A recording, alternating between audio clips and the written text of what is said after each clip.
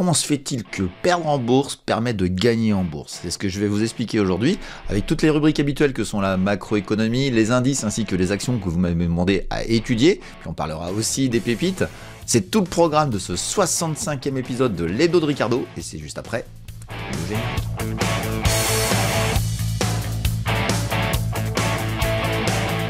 Bienvenue sur Fondamentalement Bourse, la chaîne des investisseurs qui veulent reprendre le contrôle. Et aujourd'hui, on va reprendre le contrôle sur une notion qui vous paraît peut-être un peu surprenante, mais on va parler de perdre en bourse.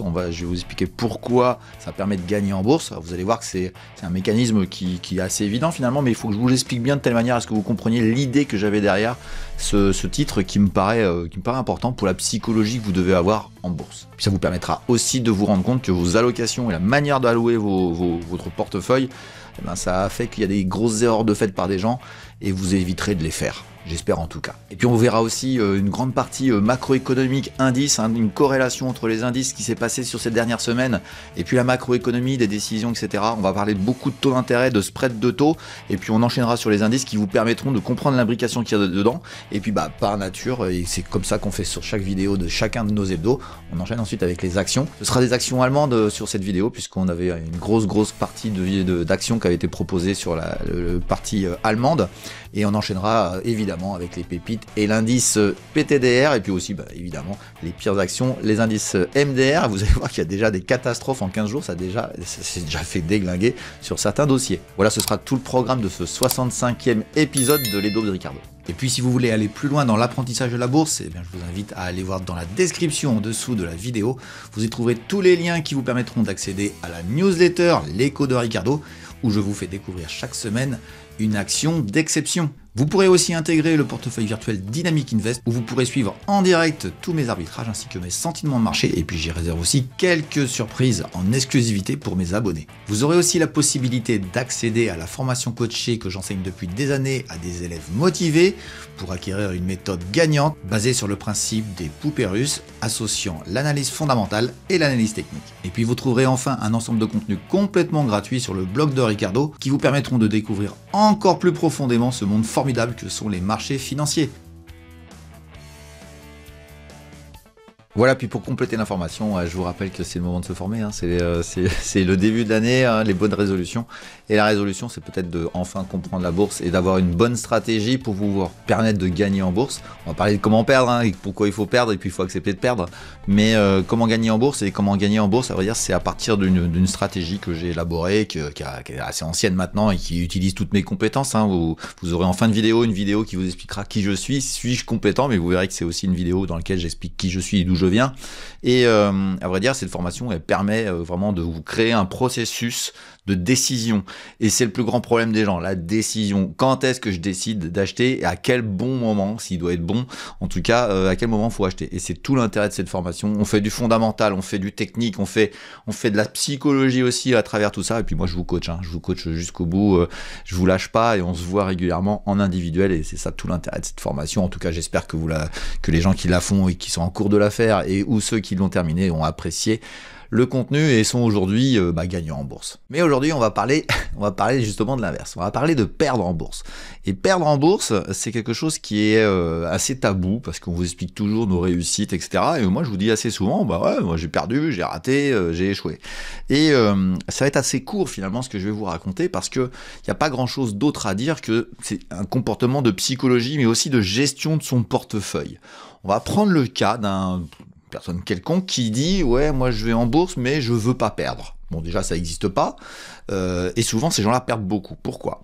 Parce qu'ils ont tendance à dire, alors, il y a deux solutions. Soit ils achètent des trucs qui sont très baissiers, on leur dit que c'est pas cher, et puis ça va remonter, ça va bien monter un jour. Bon, ça, on n'en parle pas. L'indice MDR, il sert à ça. L'indice CHU, il sert à ça. Et je crois que j'en ai sauvé quelques-uns avec ces histoires-là. Mais on va pas parler de ces gens-là qui perdent parce qu'ils prennent des risques. Parce qu'à vrai dire, ils ont raison sur un sujet, ils ont raison de prendre des risques. Mais ils prennent pas un bon risque. La dissymétrie qui existe dans leur choix fondamental, parce qu'ils font une erreur fondamentale, à vrai dire, fait qu'ils vont perdre. Donc, et puis, ils ne gagneront pas. Mais bon, au moins, ils ont une notion de risque. Et je vais vous parler de risques associés à tout ça. Quand vous voulez prendre peu de risques, vous avez tendance à prendre des valeurs qui sont entre guillemets lentes, ou alors qui bougent pas, ou qui ont des variations faibles, en vous disant ouais je vais faire des dividendes. Ça aussi c'est une stratégie complètement débile. Gagner 3% de dividendes sur un cours de bourse qui peut faire plus 20, moins 20 dans l'année, il y a une dissonance totale. Donc ça c'est la première chose. Mais le fait de dire je vais acheter des valeurs sécures parce que j'ai peur de, c'est-à-dire que vous correspondez pas à la bourse. Vous faites une erreur absolue. La bourse, c'est pas ça. La bourse, c'est du risque. Et à vrai dire, quand vous êtes en train d'acheter des valeurs qui sont soi-disant bons pères de famille, je suis désolé, moi je suis papa, je prends des risques sur la bourse et je me sens pas être un mauvais père de famille, mais c'est une erreur absolue. Il faut accepter de perdre. Parce que si vous acceptez de perdre, vous allez gagner. Alors, je vais vous donner le mécanisme. Le mécanisme est de dire aujourd'hui, j'achète des valeurs grosses, machin, j'ai peur, donc je veux pas acheter des petites, ou des trucs très volatiles, ou des trucs qui montent fort, enfin bon bref, tout un tas de raisons qui fait que vous essayez d'acheter un truc qui bouge pas, style, je sais pas, par exemple, Orange, qui bouge pas depuis très très longtemps. Et vous verrez en Allemagne, il y en a aussi des valeurs comme ça, il y en a un peu partout, des valeurs comme ça qui bougent pas. Mais à vrai dire, le problème c'est que quand vous achetez, on va dire, 3-4 actions type Orange qui bougent pas, un petit dividende, ça monte de 5% tous les ans, et ça monte, mais 5% par an, vous avez un souci, c'est que vous pouvez avoir un décrochage très fort sur une autre valeur qui elle aussi est du type Orange, puis à un moment donné une catastrophe industrielle et boum, ça tombe. Et vous vous retrouvez avec une valeur de votre portefeuille qui divise par 2, voilà, qui perd 50%. Et ben vos valeurs qui font 5% par an ne vont pas compenser la perte que vous aurez sur une erreur que vous avez faite. Et puis il y a le fameux « oh ça remontera bien, c'est une belle entreprise ». Non mais la bourse c'est pas ça. La bourse c'est beaucoup d'autres choses diverses et variées. Ça fait que globalement les gens qui ont des portefeuilles sécures ont eu dans leur portefeuille Orpea. Orpea a perdu 100% de sa valeur. 100%. Atos, 100% de sa valeur. Et là, c'était un peu moins sécure, Atos. On peut encore le dire. Mais Orpea, c'est vraiment la valeur bon père de famille, soi-disant, qu'il fallait absolument avoir. Et il y a des échecs industriels comme ça. Worldline, est-ce que c'est aujourd'hui une valeur extrêmement volatile quand elle est en train de monter, etc. La réponse, pas vraiment. On pense que c'est de la technologie super intéressante. Et Worldline n'est pas censé s'effondrer.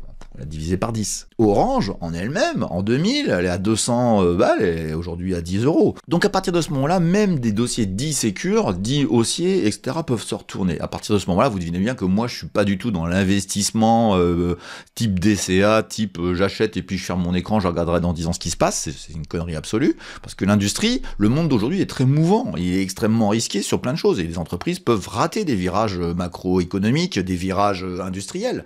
Et à partir de ce moment-là, vous pouvez pas être dans cette notion de pseudo-investissement. Pour moi, c'est pas de l'investissement, c'est de l'épargne. L'épargne, laissez ça à un livret A. En bourse, on prend des risques. Pourquoi? Parce que quand vous avez ce Atos ou ce Orpea, etc., qui vous fait prendre une bonne claque, il faut compenser. Et c'est tout le cœur de ce que je veux vous dire, il faut compenser par des gains équivalents. Et à partir du moment où vous avez des gains équivalents, vous allez faire 0. Et bien, si vous avez 3 actions qui montent fort de 20% et une qui baisse de 20%, vous avez un portefeuille qui monte. Et ça, c'est la gestion de portefeuille.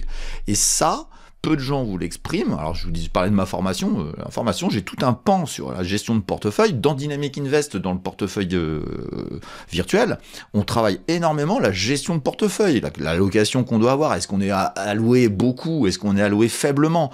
Bon, voilà. Après, la perspicacité fait que des fois t'as tort et puis des fois t'as raison. Mais globalement, je trouve que je m'en démerde pas mal. Mais à vrai dire, tout ce qui correspond à la gestion de portefeuille est lié à cette notion de perte. Il faut accepter les pertes. Les pertes sont des choses qui sont absolues en bourse. C'est tout à fait normal. Vous avez soit le marché qui va se retourner et qui va vous faire perdre de l'argent, soit une valeur qui a une mauvaise nouvelle. C'est les deux raisons principales qui font que vous avez une baisse dans votre portefeuille. Et si vous êtes dans la non-réaction, ça va se casser la figure. Mais surtout, si vous voulez avoir une psychologie, et je vais en terminer là-dessus, si vous voulez avoir une psychologie positive sur les marchés, c'est pas le fait de perdre qui est gênant, c'est le fait de pas avoir de gain en face. Donc, aujourd'hui, voir des gens acheter des valeurs très baissières, plus des valeurs très pépères, eh ben vous allez perdre, parce que ces valeurs baissières, on va dire quelques valeurs de MDR, des pseudo super projets futurs, plus des superbes valeurs type Orange, voilà, ou anciennement Orpea, etc., qui ne bougeront pas, qui bougent pas. Bon, Orpea, ça s'est cassé la figure. Vous vous exposez à des pertes sur des valeurs qui sont assez importantes, avec des quantitatifs assez importants, avec des gains en face qui sont très très faibles et très peu importants. Donc j'ai envie de vous dire que quand vous avez une dissonance dans votre portefeuille, moi quand je vois des portefeuilles qu'on me fait voir, que je vois 2-3 valeurs du CAC 40 et puis 2-3 valeurs de l'indice MDR, plus 2-3 trucs pas trop bêtes, bah, je me dis que la personne de toute façon elle va perdre. Elle pourra pas gagner. Elle pourra pas gagner parce qu'elle a créé une dissonance entre les risques qu'elle prend et les non-risques qu'elle prend. Donc à partir du moment où vous rentrez en bourse, il faut accepter le risque, donc accepter la perte. Et en acceptant la perte, vous vous dites, bon, bah, il va falloir que je trouve une solution pour faire des gains. Et quand vous faites des gains qui correspondent aux pertes, bah, vous faites rien. Et quand vous commencez à faire plus de gains que de pertes, eh bien, vous commencez à gagner en bourse. Et c'est comme ça que vous allez réussir, c'est en acceptant les pertes. Et donc, accepter de perdre en bourse, ça doit vous faire gagner en bourse parce que vous allez chercher à trouver une solution pour compenser ces pertes par une stratégie gagnante et évidemment essayer d'éliminer lentement, au fur et à mesure du temps, par expérience, par formation, vous allez apprendre à enlever toutes ces potentialités de pertes qui existent sur les marchés. Voilà, j'espère que vous avez apprécié ce petit billet, hein. En tout cas, j'espère que vous appréciez les vidéos, vous apprécierez. N'hésitez pas à vous abonner pour avoir les nouveaux billets que je ferai dans les semaines futures. J'en fais régulièrement sur tous les hebdos. Allez, on va enchaîner avec la macroéconomie, hein. Vous allez voir une explication assez dense qui, je pense, va vous apprendre beaucoup de choses. Et puis, on fera les indices. Là aussi, vous allez voir la corrélation avec la macroéconomie. Et puis, vous verrez par conséquence la corrélation avec les actions et le comportement que certaines actions ont. Et ça explique beaucoup de choses. Allez, c'est parti pour la macroéconomie tout de suite. Et on commence avec lundi 13. Hein. Cette semaine, on avait une superbe journée de repos pour les Japonais, la journée des personnes âgées. Ça doit être une très grande fête au Japon, hein, vu le taux de gens âgés. Trêve de plaisanterie, qu'est-ce qui se passe? Alors mardi, il se passe pas grand-chose hein, aux États-Unis, un chiffre sur les prix à la production qui, je maintiens. D'ailleurs sur cette notion des IPP, hein, la partie producteur, hein, l'inflation partie producteur, on est, vous voyez, 0,4 prévu 0,4 et on fait 0,2. On a des chiffres à la production qui sont extrêmement baissiers et négatifs, c'est-à-dire qu'on est en déflation sur la partie production. Pourquoi? Bah parce que nos amis chinois sont en train de faire du dumping et personne n'en parle. Moi je suis assez épaté par ça, mais les Chinois sont dans une panade sans nom et ça fait des années non, oui, on peut dire des années parce que ça va faire depuis 2 ans que je dis que de toute façon la Chine est en train de s'effondrer et la Chine est en train de survivre comme elle peut en cassant les prix et en vendant des produits, enfin voilà, elle fabrique tellement de choses qu'elle influence les prix à la production de l'ensemble du monde et tous les prix à la production dans le monde entier sont soit à zéro, soit négatifs à cause de nos amis chinois. Alors, je vous le dis quand même, hein, au bout d'1 an ou 2, ça va se calmer hein, et on aura des remontées des prix à la production parce que tout simplement on recroisera des chiffres qui ont baissé. Donc c'est pas obligatoire non plus que ça s'effondre continuellement, sachant qu'en plus on a une remontée des prix des matières premières. Donc c'est un double effet qui se coule, c'est beaucoup plus puissant que ce qu'on pourrait croire, puisque comme les prix de la matière première sont en train de monter, à partir de ce moment-là, comment on peut sortir des prix de production de divers matériels en négatif? C'est une forte baisse de la partie, je dirais, marge des entreprises, voire des salaires, mais c'est plutôt des marges. Et aujourd'hui, les Chinois, clairement, ils vendent à perte, hein, clairement. Et ça influence vraiment le monde entier sur le sujet. Mais voilà, c'est pas le sujet du jour. Le sujet du jour, c'est beaucoup plus sur mercredi, où mercredi, on se retrouve dans une situation où on a les IPC. Donc je rappelle, l'IPC, c'est quoi? C'est une des 2 stats importantes, je dirais, de l'inflation. Et l'IPC, c'est la moins importante. Enfin, l'autre est plus importante. L'autre, elle s'appelle le PCE. Alors, je parle des États-Unis, hein, parce qu'il n'y a pas de PCE, évidemment, en Europe. Et on voit quoi? On voit que, bon, voilà, il y a une IPC France qui passe, mais entre nous, on s'en fout un peu. Il n'y a pas beaucoup d'inflation en Europe, de toute façon. Mais ce qui est super intéressant, c'est celui-ci, l'IPC Core. IPC Core, on prévoit 0,3, on prévoit 0,3, on avait 0,3 précédemment, et on fait 0,2. Donc c'est légèrement inférieur, il n'y a vraiment pas beaucoup de réaction de marché à avoir, mais le marché a fortement réagi à ce chiffre-là. Il y a que dalle, quoi. Hein. et le marché monte très très fort. Alors d'abord, traduire un peu ce que c'est que l'IPC Core. L'IPC Core, donc c'est l'inflation structurelle.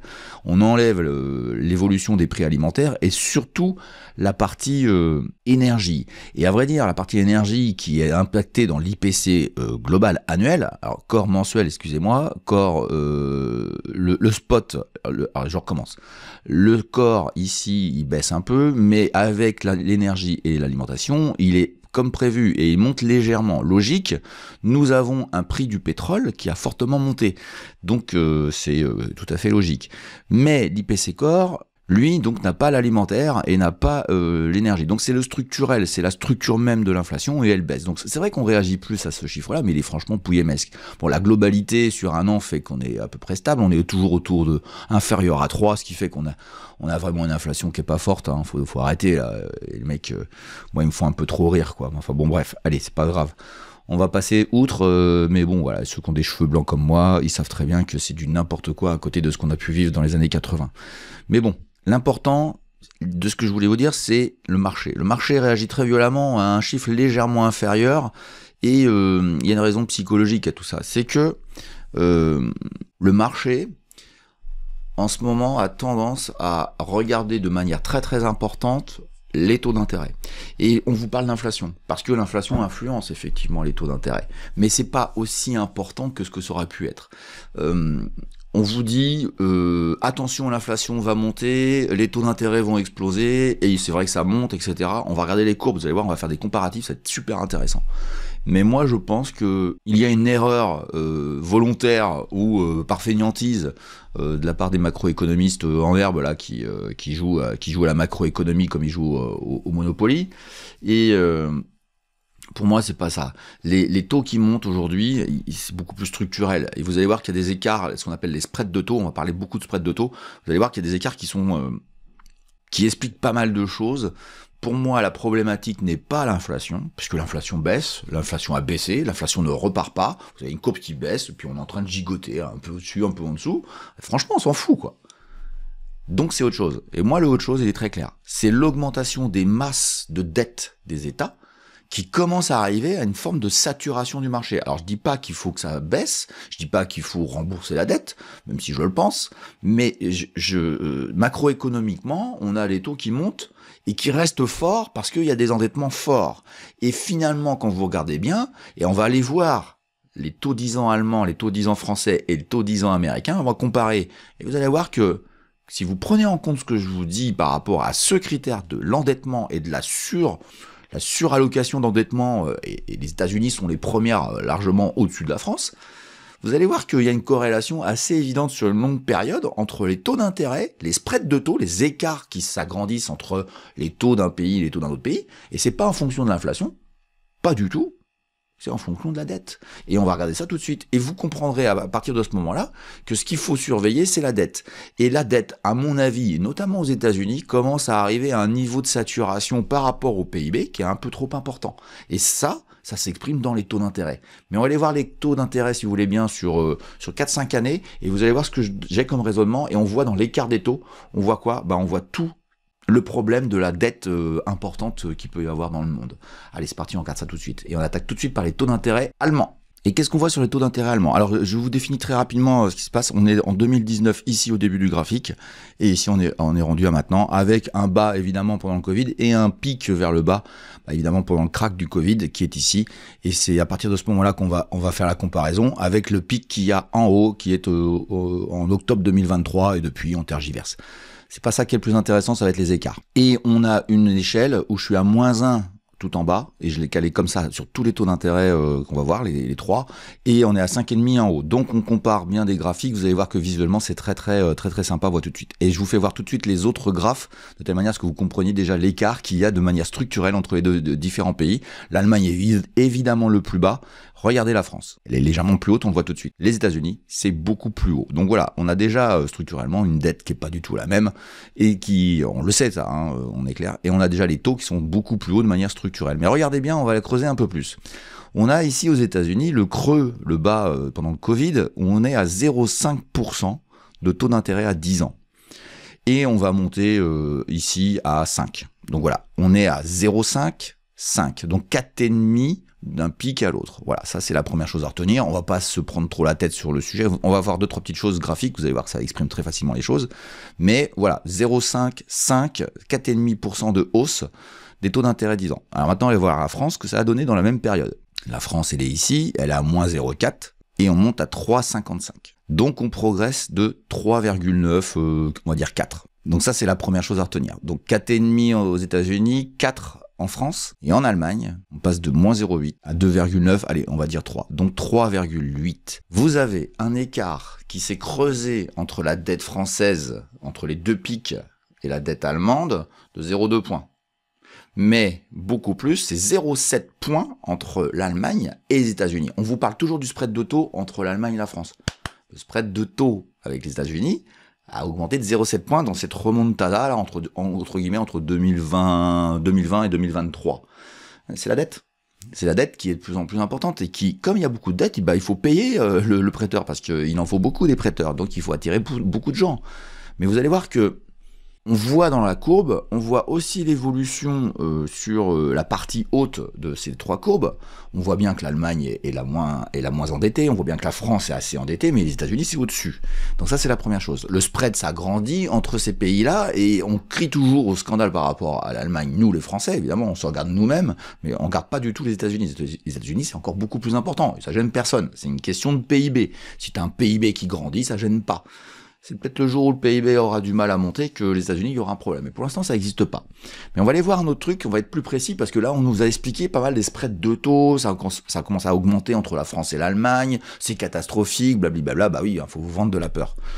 Mais c'est pas si faux que ça, parce que vous allez voir que quand on regarde bien le graphique, on a l'expression quand même de cet écart de taux qui commence à grandir entre la France et l'Allemagne, mais finalement, c'est assez récent. Allez, on va voir ça tout de suite. Donc si vous regardez l'Allemagne, vous voyez que on pourrait tracer une ligne de support, un soutien, voilà, c'est ce qu'on appelle un support autour de 2. On est à 1,95 ici, on est à 1,95 ici, et ici on va picouiller vite fait à 2. Donc on va dire 2.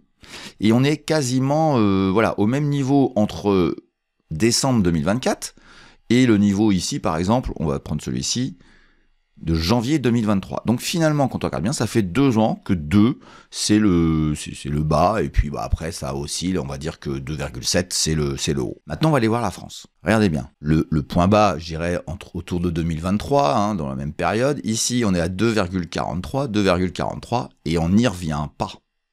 Et là, l'écart, le spread de taux est devenu très important. C'est-à-dire que ici, entre, je dirais, fin 23, on va dire début 2024, et la fin 2024, nous n'avons pas retrouvé ces points bas. Pas du tout. Et on est beaucoup plus haut sur ce point bas ici. On est à 0,5 points. Et là, le spread de taux entre la France et l'Allemagne qu'on a vu tout à l'heure, là, il est en train de grandir. Ce qui fait qu'on voit qu'une courbe légèrement avec pente haussière, puisque les plus bas sont de plus en plus hauts, ce qui n'est pas le cas en Allemagne, où les plus bas sont entre guillemets à peu près équis. Donc vous voyez, hein, cet écart, il est là, il est bien en 2024, et il s'exprime par quoi? Bah évidemment, vous le savez tous, les élections. Donc ça s'est passé ici l'écart, et on redescend pas. C'est-à-dire qu'il y a eu une hausse aussi en Allemagne ici, mais c'est pas redescendu comme en France, comme en Allemagne. On va aller voir les États-Unis maintenant, parce qu'on parle toujours de l'Allemagne, mais je vous jure que les États-Unis, vous allez voir, c'est assez expressif. Regardez bien. On est donc début 2023, on a ce plancher qui a l'air de résister, ça remonte fort, ici ça monte très fort, et ici on est à 3,3. Eh bien, regardez bien, de la même manière, ici on est à 3,75 et le pic, le bas qu'il y a eu en Europe n'est pas du tout le même aux États-Unis, il est à 4,15, donc 3,2, 4,15. Il y a un point ici. On revient en Allemagne, vous allez voir, c'est impressionnant. Là, on voit que c'est haussier, même si ça fatigue, hein, on est d'accord, on voit que c'est haussier. L'Allemagne, on voit que c'est pas du tout aussi haussier. Et à partir de ce moment-là, vous voyez, vous avez l'expression de l'économie et de comment elle se finance. Le financement des États-Unis est basé sur la dette. Et finalement, quelle est l'économie qui va le mieux? Bah, c'est pas l'Allemagne, on le sait très bien. L'Allemagne, il y a d'autres paramètres, mais en termes de dette, on se retrouve face à une situation où la hausse des taux d'intérêt sur les États-Unis n'est pas due à de l'inflation. Elle est due à de l'inflation, mais pas beaucoup. Elle est due surtout à une grande quantité de dettes. Mais ils peuvent se le payer. À vrai dire, eux, ils peuvent se le payer parce qu'ils ont une progression, ils ont un PIB qui grandit fort, et à partir de ce moment-là, il faut comparer, entre guillemets, ces taux d'intérêt avec la progression du PIB, et tant que c'est comme ça, tout va bien. En gros, quand tu grandis vite, tu as le droit d'avoir des taux d'intérêt élevés, c'est pas gênant. Le problème, c'est que si t'as un coup de mou, je peux vous jurer que ça vous fait une crise obligataire. La crise obligataire provoque quoi? Par cascade, les fonds qui sont mixtes. Fonds mixtes, c'est quoi? C'est des fonds qui ont de l'obligataire et des actions, vont commencer à être vendus par les gens. Vous avez un fonds obligataire, vous dites je le vends. Et si vous vendez votre fonds obligataire, enfin pardon, pas votre fonds obligataire, votre fonds mixte qui a de l'obligataire dedans, parce que l'obligataire tire le fonds vers le bas, vous dites ah je m'en vais, ça perd. À vrai dire, vous vendez en même temps les actions puisque vous êtes en mixte. À partir de ce moment-là, ça emmène tout le monde à la cave. Mais la conclusion que je voudrais tirer sur ça, c'est que, et on va s'arrêter sur la macroéconomie, on va pas faire le reste de la semaine, il n'y avait pas beaucoup de choses d'intéressantes, c'est que ces IPC ont exprimé quoi? Une tension très très importante sur les marchés, et dès qu'on a un chiffre un tout petit peu meilleur que prévu, poum, toutes les actions partent, les taux d'intérêt se calment, ils se sont tassés fortement. J'ai pas fait voir sur les derniers jours, mais sur les derniers jours ça a bien baissé. Et j'explique à mes abonnés depuis plusieurs semaines, je m'attends à une surperformance européenne par rapport au marché américain. Comment tu vois ça? Je le vois à travers les taux. Ah ouais, mais comment tu fais? Alors c'est pas facile à expliquer, là j'essaie de vous faire comprendre, mais je vois bien qu'il y a des mouvements sur les marchés des taux entre les US et l'Europe qui sont pas les mêmes. Il y a des distorsions, les spreads s'agrandissent, les spreads, les écarts, et les écarts sont de plus en plus importants en défaveur des États-Unis. Donc ils se le payent parfaitement bien, mais par contre sur le marché américain, on a vu quoi? On va aller le voir tout de suite, on a vu que le Nasdaq avait fait quand même une bonne pause. Ça reste des boîtes qui explosent vers le haut, hein, on est d'accord. Puis Nvidia est un peu l'arbre, enfin c'est même le séquoia géant qui cache la forêt, quoi. Mais quand moi je regarde dans le fonctionnement que je vois des actions, aujourd'hui je vois des écarts importants sur le marché européen où on voit que l'Europe reprend du poil de la bête parce que macroéconomiquement, les taux d'intérêt c'est quand même important sur l'évaluation des actions, et aujourd'hui on voit bien que on monte moins vite que les États-Unis. Ça va se calmer aux États-Unis, hein, il va falloir que ça se calme, et Trump est face à un problème important, c'est que lui il a tendance à allonger le fric, mais Biden il l'a fait aussi. Donc à partir de ce moment-là, il a beaucoup moins de marge de manœuvre parce qu'il risque fortement l'inflation, et il a été élu sur l'idée qu'il allait faire casser l'inflation. Mais pour casser l'inflation, il faut casser l'économie. Donc il pourra pas le faire. À vrai dire, ce qu'il a dit, c'est un grand mensonge. Et on n'y arrivera pas, il y arrivera pas, il peut pas y arriver, ou alors je sais pas, moi je change de prof de macroéconomie parce que là je sais pas comment il va faire. Bon, en tout cas ce qu'il faut retenir, c'est que sur les marchés européens, moi je pense qu'on est dans une phase sur l'année 2025 potentiellement plus haussière ou moins baissière que les États-Unis. Alors attention, hein, si vous regardez le Nasdaq 100, évidemment que vous allez voir monter tout le temps parce qu'il a une structuration qui est pas bonne, mais par rapport à un SP500, par rapport à Dow Jones, c'est pas gagné que ce soit l'année des Américains, c'est peut-être l'année des Européens, et pour moi, tout est dans ce graphique que je viens de vous faire voir. Allez, on va aller voir les indices tout de suite, on va enchaîner, vous avez vu, hein, ça enchaîne tout de suite, avec les indices, et puis on va regarder ça de beaucoup plus près sur ce qui s'est passé sur les mouvements de ces dernières semaines. Ça fait longtemps qu'on s'est vu, donc on va regarder ça de plus près. Allez, c'est parti. Et on commence par notre Cacunet national, et on va regarder ça tout de suite. Regardez bien ce qui se passe. On est toujours dans ce couloir haussier, et on a ici un rebond assez important sur le mois de janvier. Donc j'ai envie de vous dire déjà, selon les principes classiques, il paraît qu'un mois de janvier bon, c'est une année bonne. Bon, ouais, moi je suis assez d'accord. Voilà, je suis surtout sur l'Europe, comme je vous disais. Mais vous allez voir que c'est super intéressant la connexion qu'il va y avoir avec ce qu'on va voir. Donc rebond énormément dû évidemment au secteur du luxe, puisque nous avons un indice qui est très très corrélé au luxe. Et mais il y a pas que ça, hein, il y a aussi ces histoires de taux d'intérêt, etc. Mais bon, la réaction est très violente, et même si on regardait en daily, ce qu'on va pas faire, vous allez voir, c'est des gaps qu'il va falloir reboucher, hein, donc ça va recorriger. Mais ça valide aussi l'idée, et on va aller voir en hebdomadaire, une idée que j'avais depuis un certain temps qui a l'air de se confirmer. Et l'idée que j'avais, c'est que nous avions des bornes basses ici en vert. Nous sommes en hebdomadaire. On avait cette oblique que j'avais tracée et qui a été parfaitement respectée. On casse et on accélère fort avec un petit pullback en daily. Hop, on revient dessus, on travaille et poum, c'est parti. Donc ça s'appelle, c'est vraiment magnifique. Et donc on a l'accélération de la semaine que je viens de vous faire voir en mensuel, mais on la voit très bien ici. Elle est quand même très violente. On est à 7700. Et il se trouve, pour ceux qui suivent la chaîne régulièrement, vous pouvez la retrouver. C'est simple. Hein, c'était mi-novembre. Autour de mi-novembre, je disais ici, ça me paraît des signaux. C'était des signaux pour moi de retournement du marché sur la France.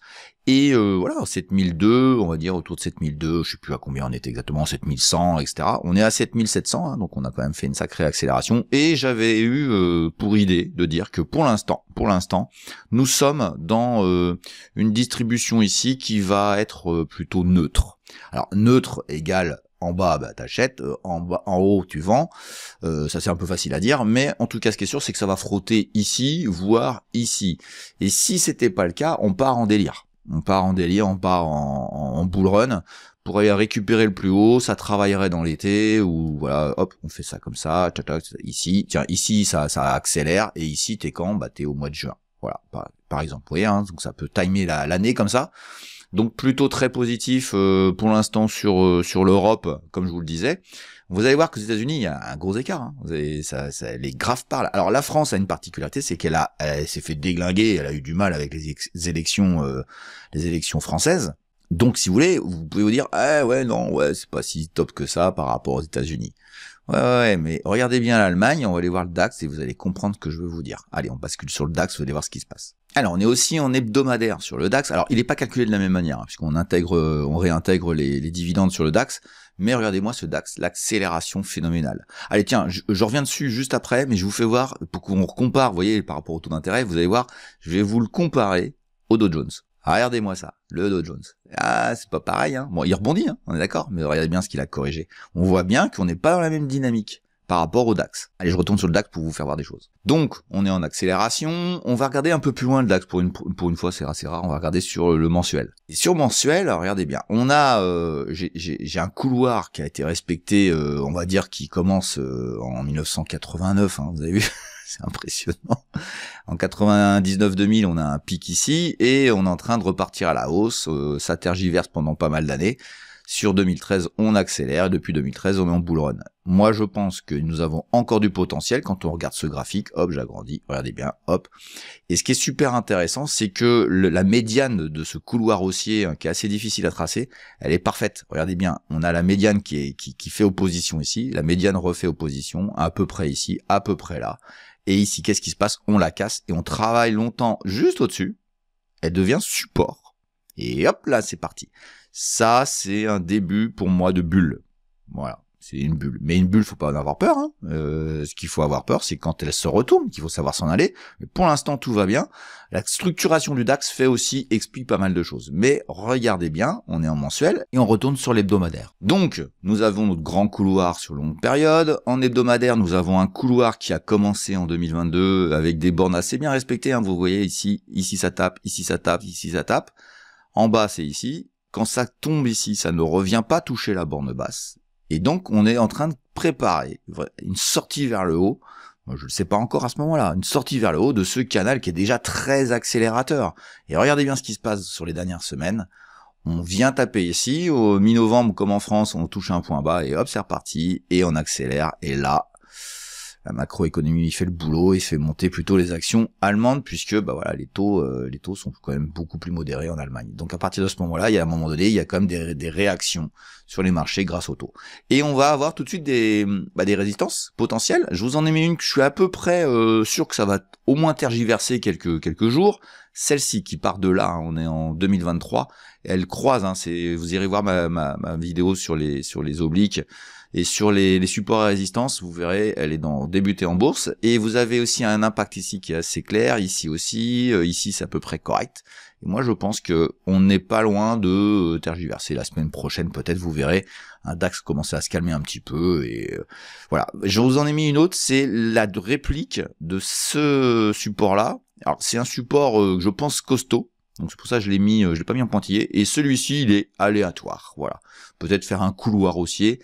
Plus haussier que le couloir haussier hebdomadaire, qui est lui-même plus haussier que le couloir mensuel. Je voulais voir le tableau, on est en train de créer une bulle. Alors la question c'est qu'est-ce qu'on a encore comme potentialité? Ça peut continuer à monter dans ce moment-là. Si on touchait et qu'on faisait le scénario que je mets, un scénario ça reste un scénario, il est probable, mais il n'est pas sûr.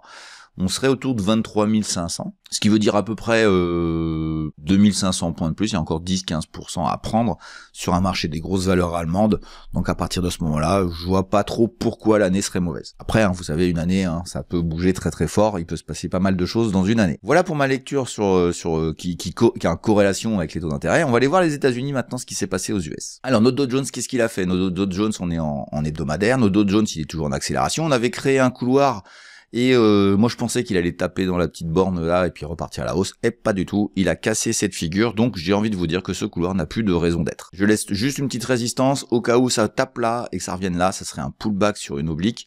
Et voilà, j'ai un autre plan que j'ai vu là, hop, attendez, bougez pas. Voilà, j'ai créé une nouvelle parallèle à celle-ci et à celle-ci, j'en ai créé une ici, regardez bien, on tape ici, on tape là, ça gigote encore, ça passe au-dessus, hop, j'agrandis pour que vous voyez bien, ça passe au-dessus, ça fait résistance, alors c'est pas très propre, et hop là c'est parti. Donc moi je pense que c'est pas impossible qu'on vienne la retoucher, ça n'a pas voulu. Oh bah tiens, là on voit un superbe support horizontal, voilà, donc... Voilà, on a tracé un peu nos scénarios. Le Dow Jones est beaucoup plus distributeur, on va dire. On va pas dire qu'il est baissier, hein, c'est pas vrai. Mais là, on est très bullish sur l'Europe. On est un peu moins sur la partie américaine. Le Dow Jones, c'est un peu plus les grosses bécanes. Bon, maintenant il y a un peu plus de GAFAM dedans. Mais on peut pas dire que ce soit aussi costaud que ce qu'on a vu en Allemagne. Et puis bon, la France se reprend, mais on sait pourquoi la France avait du retard. Allez, on va aller voir le Nasdaq 100, ce qu'il a donné. Eh bien, regardez bien le Nasdaq 100. Hein. On croit qu'il est haussier. Et oui, bien sûr, il est haussier. On a un couloir haussier très évident, je vous avais dit ici ça risque de buter, de corriger. On avait ce niveau là que je vous avais donné, qui avait été cassé, travaillé, puis on était parti vers le haut. On est venu le retoucher, et hop, avec en plus l'oblique, la médiane de ce couloir, et bim, on est reparti, mais on est en redistribution, hein, qu'on soit très clair. Donc on va changer ça, là on va le mettre en vert, peut-être un petit peu plus bas, ouais ça doit être là, ici. On va mettre comme ça, une petite exagération ici, et ça a été respecté. Donc on verra bien les scénarios, mais pour l'instant c'est aussi évidemment. Mais ça fait quelques semaines qu'on est en redistribution, ce qui n'est pas le cas en Europe, ce qui est plutôt bullish, et là on est plutôt en redistribution. Allez, on va aller voir en daily celui-ci pour voir un petit peu ce que je veux vous dire. Regardez. Je baisse, je monte, mais ça c'est un petit couloir baissier, je vais vous le tracer. Regardez-moi ça, comment ça corrige, et on va comparer là en daily avec les autres, et on aura fini le tour de ce que je voulais vous dire. Regardez-moi mon CAC 40 en daily. Boum, allez hop, c'est parti. Alors là c'est vraiment très expressif.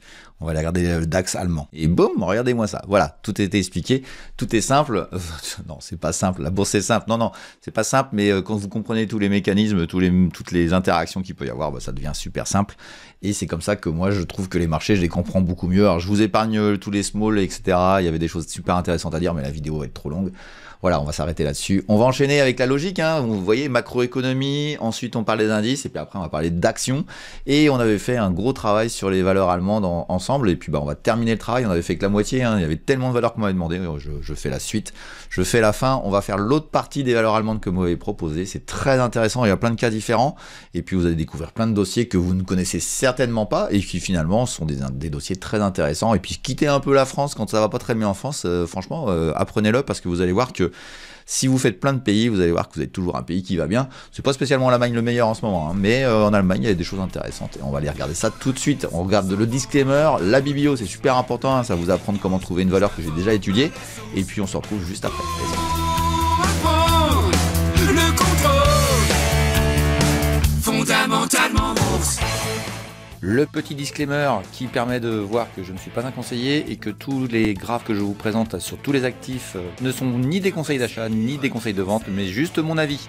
Alors pour profiter de toutes les informations qu'il y a avec la biblio de Ricardo, et sur l'année 2023 il y a eu plus de 300 valeurs étudiées, eh bien vous allez sur la chaîne par le biais du menu YouTube, voici juste devant vous. Et vous allez dans la barre de recherche trouver votre chaîne préférée fondamentalement bourse. Elle apparaît assez rapidement, vous cliquez dessus et vous arrivez dessus ici. N'oubliez pas de vous abonner en cliquant ici et activer la petite cloche qui va bien, de telle manière à ce que vous puissiez avoir toutes les notifications de toutes les vidéos qui sortiront dans le futur. Ensuite, vous cliquez sur la chaîne et vous arrivez sur le menu de la chaîne et vous allez cliquer sur la petite loupe qui est ici pour y mettre la valeur que vous recherchez. On va prendre l'exemple de la meilleure valeur de l'année dernière, de 2023, qui est Red Delphi. Et vous cliquez et vous voyez qu'apparaissent les deux vidéos sur lesquelles Red Delphi a été cité. Voilà comment vous pouvez trouver toutes les valeurs qui vous intéressent dans la chaîne. Vous pouvez aussi taper le code de la valeur, c'est beaucoup plus fiable. Une faute d'orthographe est vite venue. Voilà, n'hésitez pas non plus à regarder la date à laquelle a été faite la vidéo. S'il y a plus de 3 ou 4 mois, vous pouvez me demander une mise à jour. Voilà, je vous laisse maintenant à la vidéo et profiter des nouvelles valeurs que nous étudions tout de suite. Voilà, puis pour compléter l'information, je rappelle que je ne fais que des valeurs éligibles au PEA dans toute l'Europe. Et on va continuer la thématique qu'on avait lancée en décembre, on va la terminer peut-être aujourd'hui, non, on va peut-être pas la terminer, ah si, on va la terminer. La thématique sur l'Allemagne, on avait 25 valeurs à étudier, on avait étudié une douzaine la dernière fois, on va refaire une douzaine cette fois-ci sur 12 valeurs allemandes. Et on va commencer tout de suite avec Jean qui m'a parlé de Fortech. Allez, c'est parti pour Fortech. Et nous voici sur le menu Zone Bourse, je rappelle que c'est le partenaire premium de la chaîne, on est partenaire particulier. Et pour tous vos abonnements en prenant le lien qui est dans la description, vous avez la possibilité d'aider la chaîne à faire quelques investissements et ça me fera d'autant plus plaisir, entre guillemets. Il y a déjà eu beaucoup d'abonnements, ça me fait très plaisir. Alors, et Zone Bourse, c'est vraiment le top du top. Et je vous donne à chaque fois une petite astuce, histoire que voilà, vous découvriez encore mieux le service de Zone Bourse. Et Zone Bourse nous parle de Fortech électronique avec une fiche, je dirais, globale. Et puis après, on va dans le graphique ici, on va dans l'analyse technique. Et c'est parti pour l'analyse technique de Fortech. Voilà, donc on découvre le graphique qui est actuellement en semaine. Et je vous donne une astuce, tiens, allez, une petite astuce, si vous voulez vraiment aller plus précisément, puisque ce sont des graphes assez simplifiés. Moi, je travaille là-dessus, qu'on soit très clair, je travaille sur ces graphiques-là, ça me suffit largement, j'ai pas besoin. Ça fait longtemps que j'ai plus peur, moi, des graphiques entre nous. Mais si vous voulez creuser, vous avez une option potentielle d'aller directement sur Pro Real Time. C'est inclus dans l'abonnement. Je rappelle que c'est l'abonnement premium, l'abonnement du milieu que je préconise en annuel, comme ça vous fait beaucoup moins cher. Et vous allez ici, vous cliquez, et regardez bien, je vais vous faire voir tout de suite ce qui se passe. Alors, pour enregistrer, il faut bien se connecter à son compte, mais vous avez le dossier Fortech avec Pro Real Time, voilà, et vous pouvez tout paramétrer comme vous voulez. Moi, personnellement, je l'utilise pas, mais vous pouvez parfaitement tout faire dessus, c'est absolument gigantesque, c'est génial. Concernant nos amis Zone Bourse, il y a vraiment la totalité de tout, et voilà, après vous pouvez jouer avec. Allez, on va revenir sur la version classique de Pro Real Time que j'ai sur Zone Bourse, et on ne travaillera pas pour l'instant sur ce type de graphique, mais vous voyez, vous avez tout sur Zone Bourse pour pouvoir travailler correctement les marchés financiers, que ce soit techniquement ou fondamentalement. Allez, on revient sur Fortech, sur le graphique classique. Donc je rappelle qu'on peut agrandir ici, on se met en pleine page, voilà, on peut travailler correctement, et on se met directement sur le mensuel. Vous avez vu, je vous fais tout voir, l'arrière-cour. Et on a un couloir haussier depuis très longtemps, puisque je dirais que la borne haute, là, ici, elle date de 2002, voilà, Fortech, ça monte, voilà, c'est une belle entreprise, tout va bien, on est content, on n'est pas loin des points d'achat, et de l'invalidation, parce que ça peut se retourner.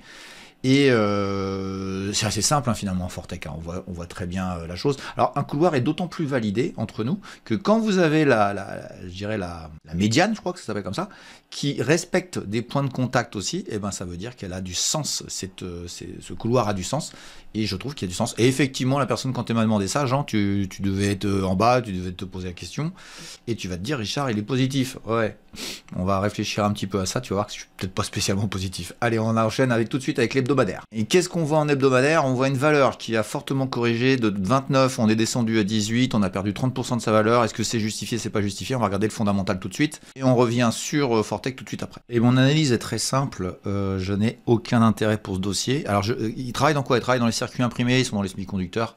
C'est en forte croissance, il y a besoin de toutes ces technologies-là, et Fortech ne progresse pas vraiment, ça grandit lentement. Voilà, il n'y a pas d'intérêt plus que ça à ce dossier-là. Il y avait un super support là, je dirais au niveau de 17,50 là, qui était achetable, et ça devient intéressant quand on regarde l'hebdomadaire. Mais je te fais juste une parenthèse, et c'est ça qui fait que c'est éliminatoire. Je me mets en daily, bam, regarde, il y a des trous partout, c'est hyper illiquide, pour moi ça n'a pas d'intérêt. Alors tu vas me dire comment je l'ai vu en hebdomadaire? Et ben, à vrai dire, je le vois parce que je trouve que c'est très erratique, mais à vrai dire c'est l'œil qui me fait voir ça se voit pas spécialement.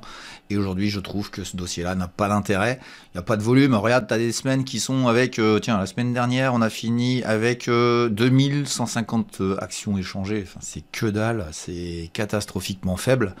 Donc ça n'a pas d'intérêt. Fortech électronique, je suis désolé, mais moi, c'est éliminatoire, c'est trop illiquide, puis il n'y a pas beaucoup d'intérêt fondamental, donc voilà, pas d'intérêt du tout. Tiens, là, je te mets une oblique, histoire de faire de l'éducatif sur la technique. Voilà, donc tu vois, en tant que tu es en dessous, là, ça sert à rien, puis après... Mais moi, tu vois, ça peut passer là, puis continuer à gigoter là, puis ça n'a pas d'intérêt. Allez, on enchaîne avec François, qui m'a parlé de Carl Zeiss. On va aller voir tout de suite un marchand de lunettes. Allez, c'est parti. Et voici Carl Zeiss sur un certain nombre d'années, puisqu'on est en 2009 ici, on est autour de 10 €, on monte à 200, c'est génial, c'est une super boîte, elle est géniale, elle est top. Et donc, il faut faire du DCA, et il faut faire du DCA, évidemment, vous achetez quand ça commence à être par ici, et puis vous faites du DCA, parce que c'est une super valeur, vous faites du DCA, vous faites, vous arrêtez la bourse. Voilà, tout simplement. Bisous, bisous à tous ceux qui vous vendent du BDCA. On a une résistance ici qui est absolument gigantesque à 122, hein, qui a été magnifique puisque c'est vraiment une épaule, tête, épaule sur longue période avec un peu de gloubi-boulga là. Mais bon voilà, le rebond ici, c'est magnifique. Ça va chercher un support, ça, ici, ça rebondit et ça repart à la baisse. Et ici, ça fait pareil. Regardez bien, hop, j'agrandis, on casse, pullback, et on revient là. Donc ça marque clairement le niveau de 72, 71 ici. On est en mensuel, hein, vous avez vu, hein. Et Carl Zeiss, ça baisse, ça baisse, ça baisse. Allez, on continue sur les hebdomadaires, je vous fais mon analyse en même temps. Alors, mon analyse, c'est donc couloir baissier, je pense qu'on est dessus, rebond de Didouda, si vous voulez, et ça rebondirait vers, je sais pas, tiens, ça, pof, tiens, on va le mettre. Voilà, rebond de Didouda, ça doit faire sourire des gens.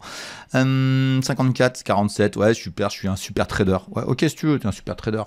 Voilà, c'est baissier, c'est super baissier, et moi je vous le dis, on est à la veille des résultats du trimestre 4, le rebond il peut exister, hein, mais tu peux aussi avoir un rebond, boum, dans l'autre sens.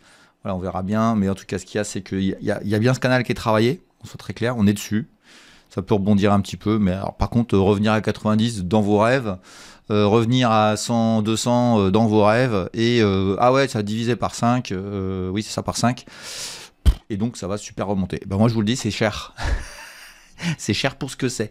Voilà, on est Carl Zeiss, c'est un concurrent de Essilor-Luxottica, et je ne comprends pas pourquoi les gens veulent absolument trouver mieux que ce qu'on a parfois en France. C'est très rare. Alors Essilor-Luxottica, c'est plutôt franco-italien, mais voilà, c'est une boîte mondiale qui mange tout le monde au son passage, et voilà, donc il n'y a pas d'intérêt à Carl Zeiss. On va basculer à la suite si vous voulez bien. Et Christine m'a parlé de Befesa, on va aller voir ça tout de suite. Et Befesa, entre nous, bah voilà, c'est très simple. On a son plus bas historique. Ah tiens, je vois un truc, on va peut-être rajouter un truc. Voilà, donc ouais, voilà, ça c'est intéressant. On est à son plus bas historique, dont je disais, et ça gigote, voilà, c'est super, c'est une super boîte, on est dans le recyclage. Alors je rappelle à ceux qui ne me connaissent pas, que mon dernier job avant de tout lâcher pour faire que de la bourse, c'était dans le déchet, et je peux vous dire que c'est une hérésie absolue. On vous ment sur la totalité de ce qui se passe dans le recyclage. On ne recycle rien si ce n'est l'acier, le métal entre guillemets, et les verres. Le reste c'est complètement faux, et je pourrais vous faire la démonstration par A plus B que c'est une hérésie absolue. Je ne trie plus ma poubelle personnellement. Je peux vous jurer que c'est beaucoup plus écologique que de mettre ça dans sa poubelle jaune. Voilà, c'est mon avis, ça n'engage que moi. Comme quoi, hein, vous voyez ce que je veux dire. Et là, je connais le dossier, hein, je connais le dossier par cœur. Befesa, c'est du recyclage plutôt d'acier, métal divers et variés. Pour moi, c'est des valeurs cycliques, c'est-à-dire qu'elles dépendent du cours de ces valeurs-là. Alors bon, voilà, accélération, ça se casse la figure, ça dure des années. Quand est-ce que ça remontera? Bah voilà, t'attends ton heure. Pour l'instant, tant que c'est en dessous, voilou, et je te le dis comme ça, mais les chiffres me plaisent pas du tout. C'est simplement que ça devient pas très cher, effectivement. Mais c'est des dynamiques cycliques, et faut attendre que le cycle se retourne pour la valeur. Et c'est que ça à faire, à vrai dire, sur Befesa. Et c'est pour ça que c'est des valeurs que j'aime pas. Moi, j'aime les valeurs qui passent les cycles et qui les passent sans problématique. Et du coup, ces valeurs-là, je les élimine parce que je supporte pas cette idée de vendre et de racheter. Moi, j'aime bien constituer un portefeuille long terme qui monte tout le temps. Contrairement aux gens qui constituent des portefeuilles long terme qui montent jamais, si vous voyez ce que je veux dire. Hein, comment ça, tu te reconnais? Oui, je sais que tu te reconnais, toi, derrière ton écran, en train de rigoler sur l'état parfois lamentable de ton portefeuille. Allez, on va aller voir une autre catastrophe boursière allemande. C'est Santiago qui m'en a parlé, et on est aussi dans l'écologie. Allez, on va aller voir Verbio tout de suite. Vous allez voir que ça... J'ai d'autres petites choses à vous dire. Et voici Verbio en mensuel sur très longue période. Donc voilà, c'est super. On est à 8 €, on monte à 80 x 10. C'est génial. L'écologie. Et ils font quoi? Ils font du biocarburant. C'est le numéro 1, je crois, en Europe de biocarburant. Les biodiesel, les machins, les trucs, etc. Et ici, moi, je dis, ok, j'ai compris ce dossier-là. C'est la catastrophe, et c'est un dossier hype, hein, c'est-à-dire la hype, voilà. On est content, on adore, et puis les éléments boursiers reviennent au galop. Et depuis, ça se casse la figure. Et là, j'ai un influenceur qui est très connu. Il est Richard, un dimanche d'ailleurs. Un dimanche, il me dit, ouais, qu'est-ce que t'en penses? Je dis, j'en pense que ça va se casser la gueule. Et ça se casse pas la gueule, ça remonte. Ah, il est nul. Et il l'a bien crié partout sur les toits que j'étais nul. Ouais, regardez bien la suite. Voilà, donc rebond Oui, technique, pendant 3-4 mois, ça remonte parce que j'y crois, et hop, double, ça s'appelle un double top. Hein, on recherche le niveau haut quasiment, hein, et hop là, catastrophe. Donc moi ici, je comprends que c'est fini, et on me donne tort. Bah non. Allez, voilà, en hebdomadaire, s'il y a quelque chose à faire. Donc, en hebdo, qu'est-ce qu'on voit? On voit un biseau qui est en train de se mettre en place, c'est génial. Donc, j'achète les supports parce que je suis un super trader qui fait des petits coloriages rouge et vert. Et Viva Italia, d'ailleurs, hein, entre nous. Ça rebondit, je suis super fort. Ouais, regarde ça. Pam, avec gros volume. Merci, bonne journée, au revoir, c'est terminé, ça ira plus bas, c'est catastrophique. Verbio, c'est une hérésie écologique encore. Alors, je vais vous dire pourquoi. Pourquoi ici j'ai douté? Je vais vous donner la news que j'ai vue qui m'a fait dire c'est fini, c'est mort et ce dossier-là va se faire déglinguer.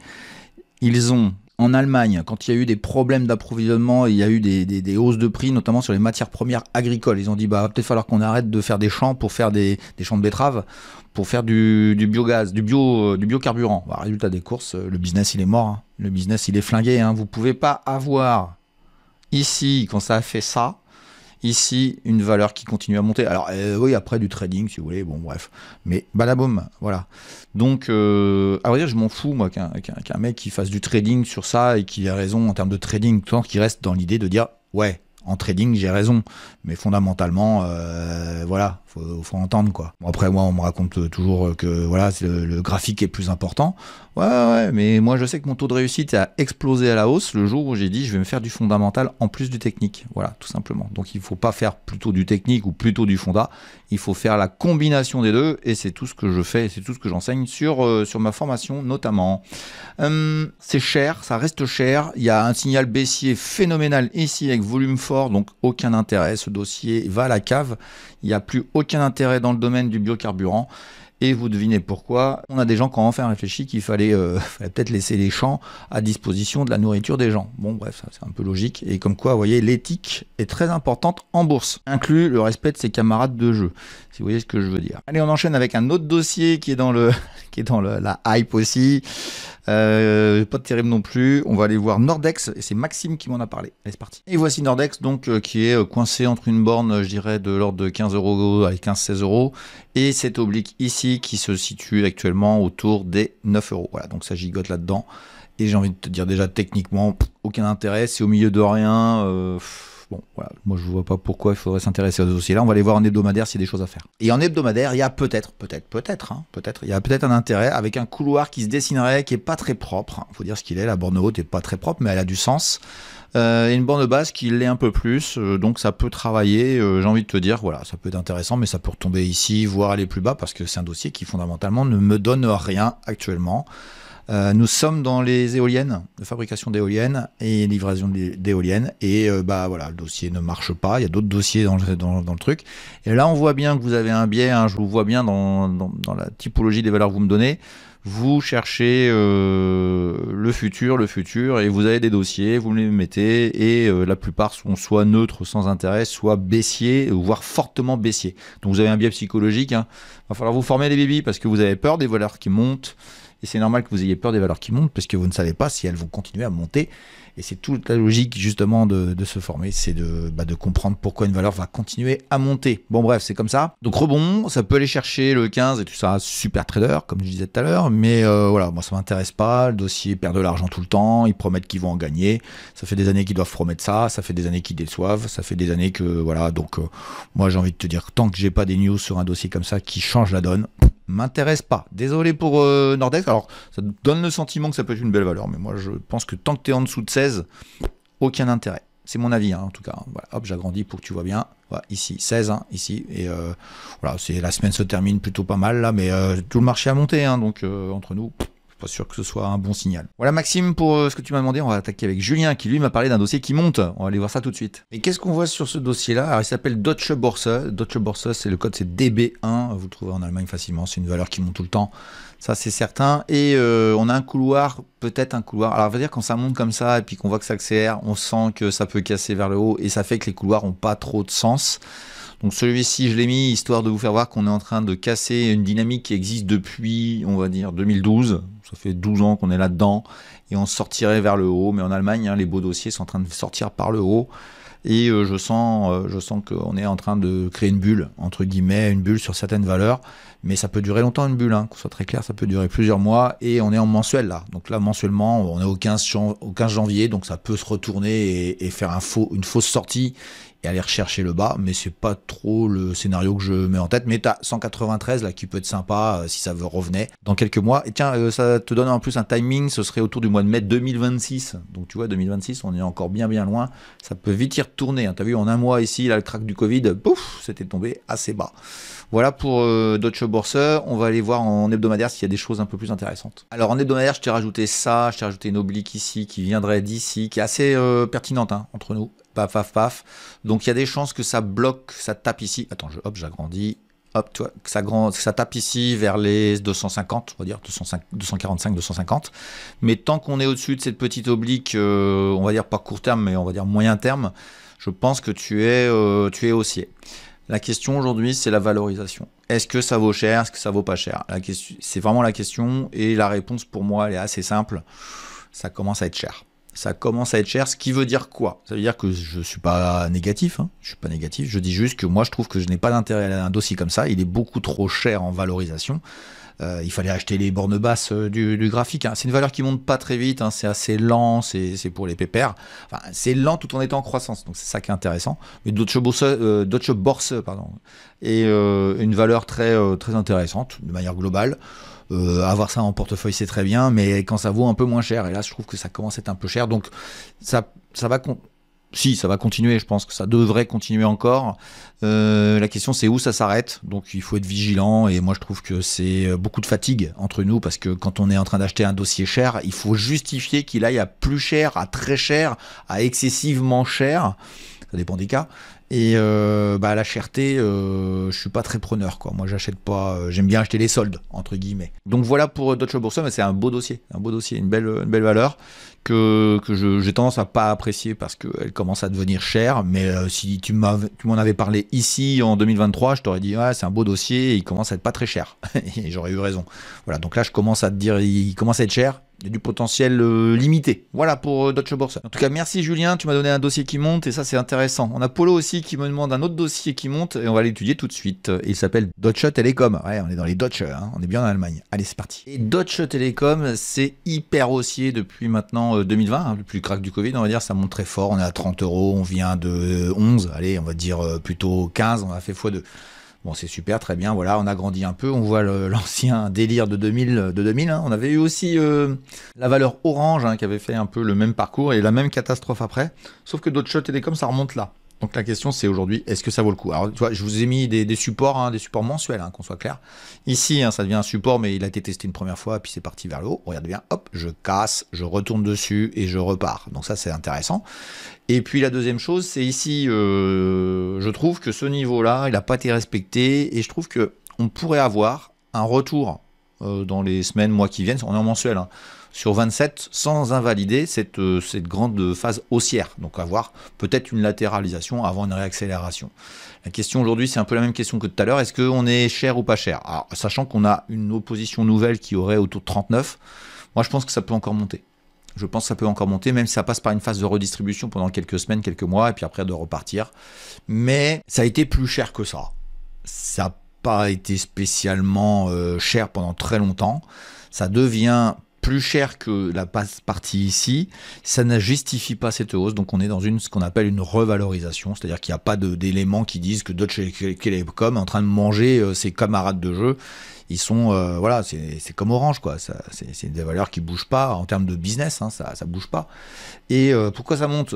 Parce qu'en Allemagne, ça a tendance à monter de manière un peu justifiée sur certaines choses. Et je pense qu'il y a de l'argent qui part sur des dossiers style Deutsche Telekom parce que l'industrie va mal. Donc l'argent part de l'industrie vers d'autres types de secteurs, et c'est de la sectorisation, quoi, à mon avis, hein, qu'on soit très clair sur le sujet. On va aller voir en hebdomadaire ce que j'en pense, et je vais vous donner mon sentiment final sur le dossier Deutsche Telekom. Donc voilà, je trouve que hebdomadairement, on a un couloir.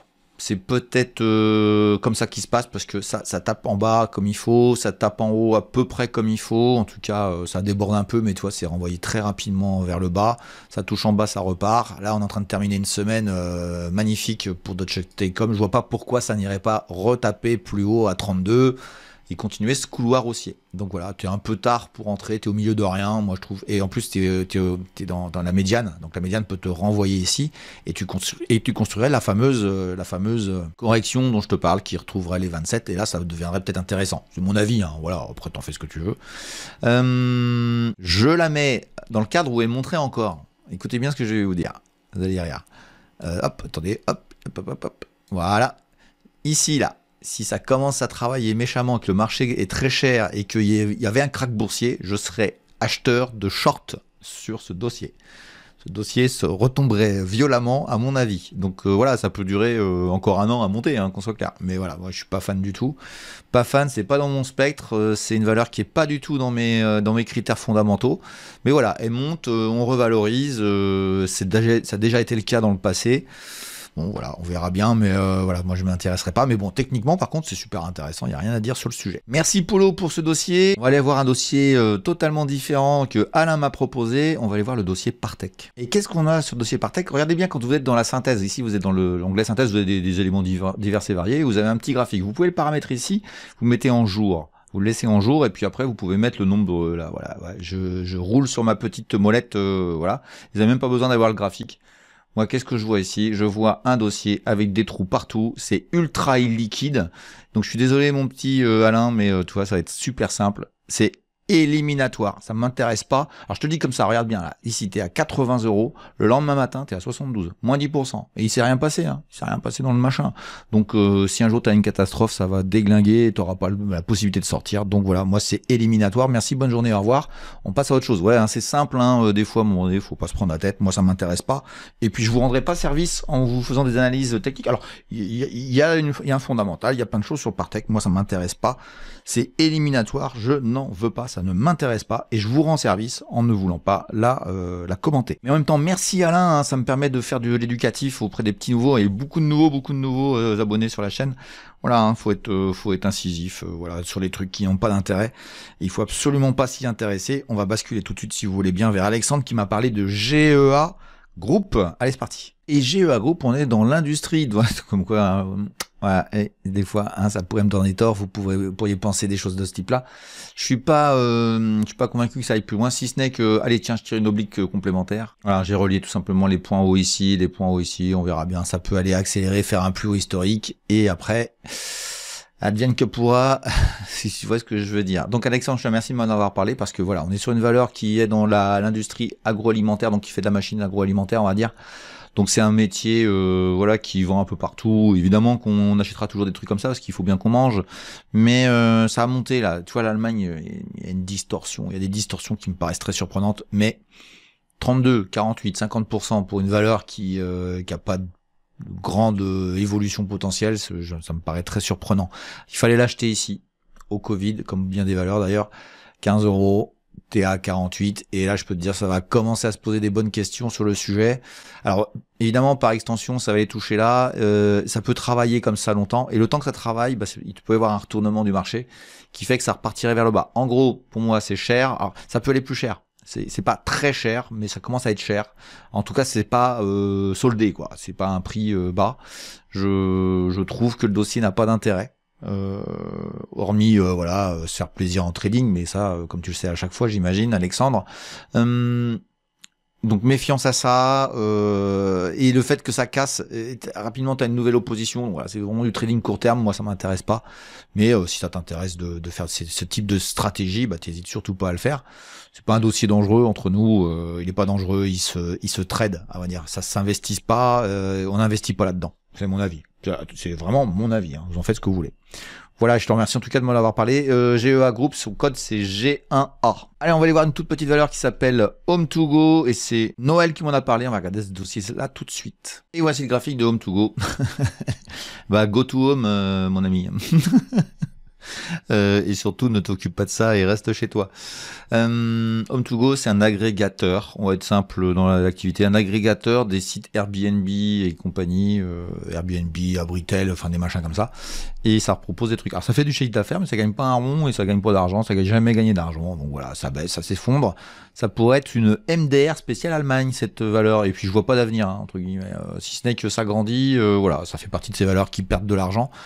et dont on comprend pas pourquoi ça continue à être coté en bourse entre nous. Hein. Ça devrait déposer bilan, mais bon voilà, ça lève des fonds et puis les gens ils y croient et ils font du marketing super joli.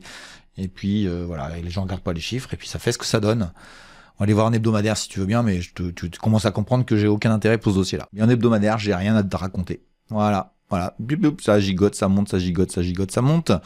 Et ça baisse surtout beaucoup plus que ça monte. Voilà, je te souhaite bon courage avec ce dossier-là, mais bon, moi j'ai aucun intérêt avec des dossiers qui perdent de l'argent, qui n'ont aucun intérêt. Même les Allemands sont un peu chafouins avec la responsabilité ou le respect des investisseurs. Et entre nous, voilà, après, voilà, t'en fais ce que tu veux. Mais moi, alors, évidemment, s'il y a une news et que ça casse, ça va me donner tort. Mais non, j'ai pas tort. Aujourd'hui, selon les éléments que j'ai, je n'ai pas tort. C'est voilà, tout simplement. Et quand ça cassera, s'il y a une justification qui fait ah ça y est, ils ont décidé de gagner des sous-sous, eh bien on pourra s'intéresser au dossier et tu auras largement le temps. Regarde, tu serais allé, je sais pas, à 3 € là par exemple. 3 €, regarde bien dans l'histoire.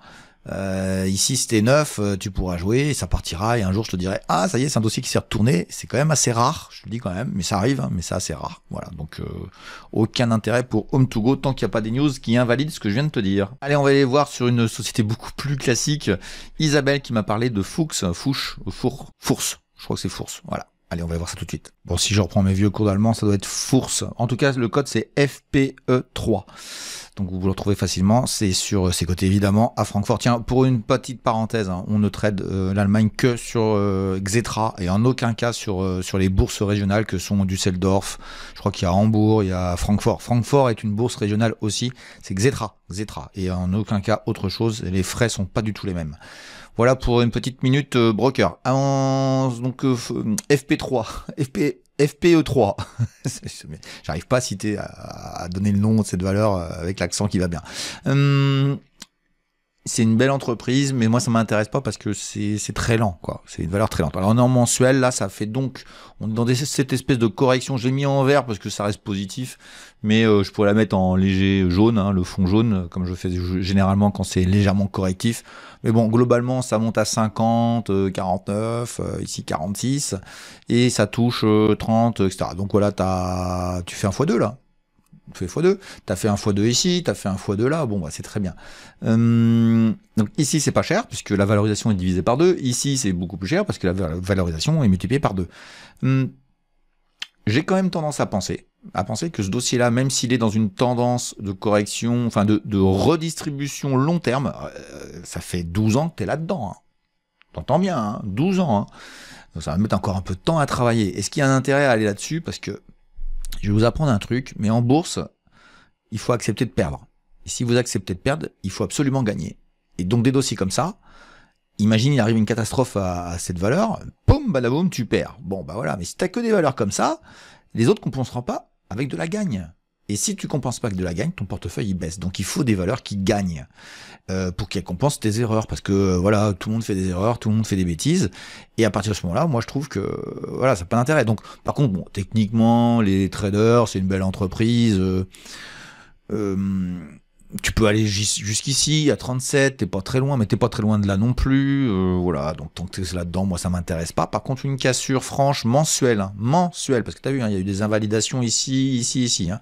Une cassure de ce niveau-là en mensuel te fait dire, je suis acheteur du pullback pour l'accélération. C'est possible. Je pense que le dossier n'a plus envie, pour l'instant, hein, sauf crack boursier, machin, et ça retournerait là, et là ce serait une opportunité.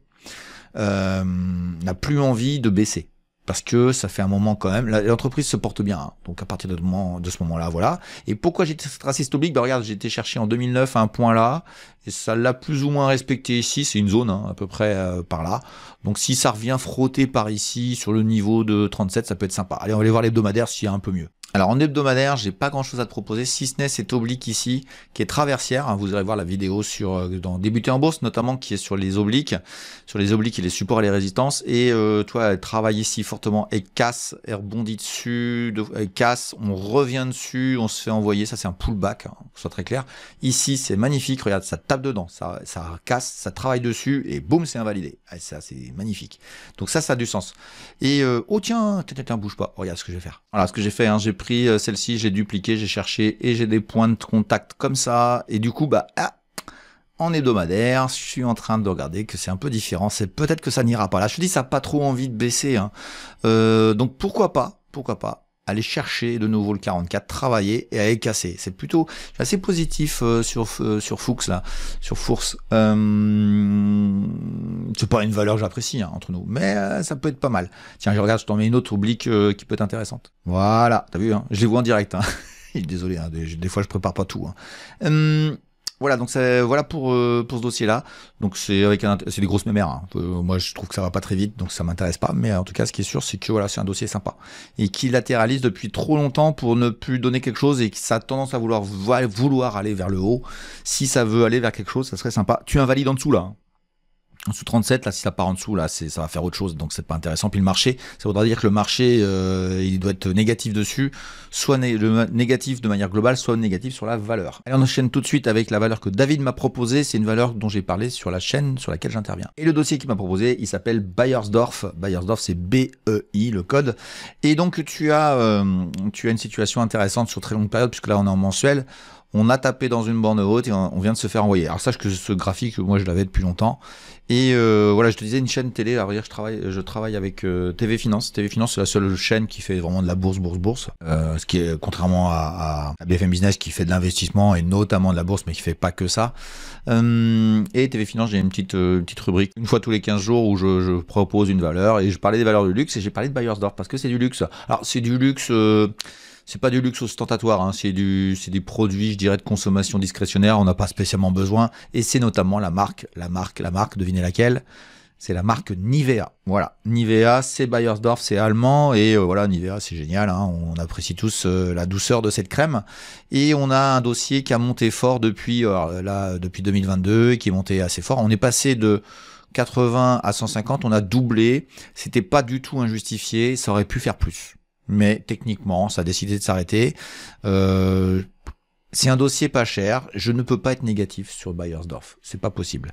On va aller voir un hebdomadaire, puis je vais te creuser un peu plus là-dessus. Voilà, je t'ai mis 2-3 petites choses. Tu vois, j'avais une oblique ici qui était respectée. Elle a été cassée. Pullback dessus, donc maintenant elle fera résistance si on vient ici. Tiens, on peut aller rechercher le plus haut historique et buter ici à 150. T'es à 125, t'as un petit peu de gain à faire éventuellement si t'aimes bien le dossier.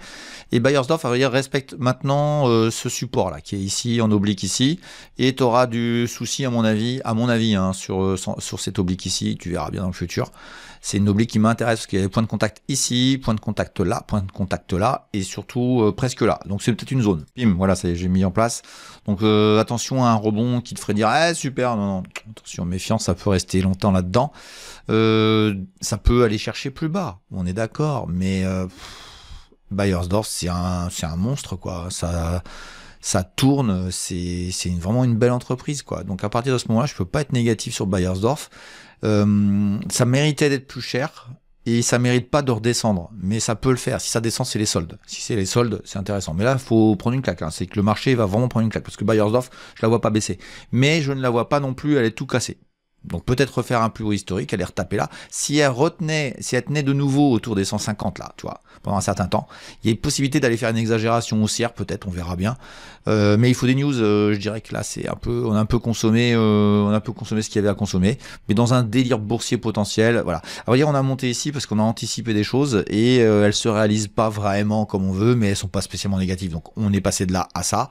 Et ici, bah ça va tergiverser. Allez, moi je fais un petit pari. C'est neutre maintenant sur ce dossier-là, avec petite tendance à pas y aller parce que bah quand c'est neutre, ça m'intéresse pas. Moi, ce que je cherche, c'est du positif. Voilà pour Bayersdorf. Je te remercie David pour cette valeur qui est que j'avais présentée sur une émission. Vous avez une playlist qui est à votre disposition où j'ai réuni toutes les interventions que j'ai faites sur toutes les valeurs sur TV Finance. Un petit bonjour à Louis-Antoine, le présentateur, qui s'en remet toujours pas d'ailleurs de la valeur Pandora que je lui avais dit, qu'il connaissait pas du tout et qui est montée pleine balle. Allez, on enchaîne avec la suite.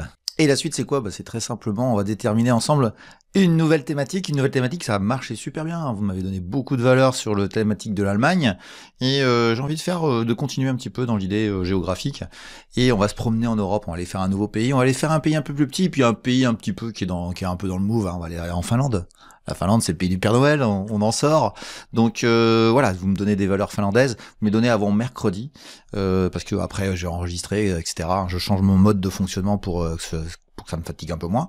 Et donc voilà, la Finlande, on va essayer de faire la Finlande, vous donnez des valeurs, vous les proposez dans la description, hein, évidemment, enfin non, pardon, dans les commentaires, et vous avez la possibilité de me donner toutes les valeurs que vous voulez, on va en donner une par personne, évidemment, et je tâcherai de vous les faire toutes, hein, tâchez de me trouver des dossiers intéressants, mais la Finlande, c'est un pays très très très sympa, et c'est pas très grand, mais il y a pas mal de choses intéressantes à voir sur la Finlande. Allez, voilà, ça sera le sujet de la prochaine fois, la Finlande. Et puis ça me permet de voir certains qui regardent pas du tout les vidéos, parce qu'ils savent pas que c'est le sujet de la Finlande, et du coup...